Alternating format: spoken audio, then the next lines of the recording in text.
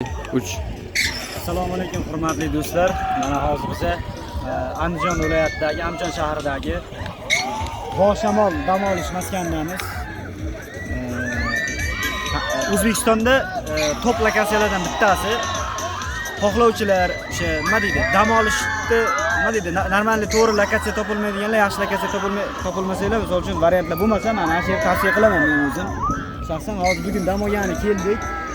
Andijon davlat universiteti tarix fakulteti talabalari xudo xolasa bugun 20-aprel kuni mana shu yerda shu Andijon viloyatidagi Boshamol mavzesida chiroyli dam olib ketamiz xudo xolasa bugun. Mana atrofda bir ko'zdan kechirishlaringiz mumkin.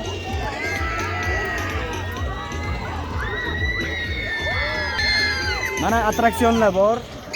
Bolalar uchun kafalar, har xil.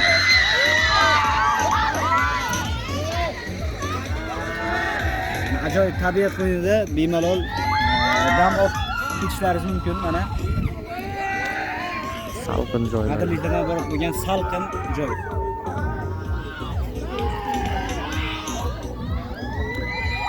Hammalaringizga tavsiya beraman kelishdi.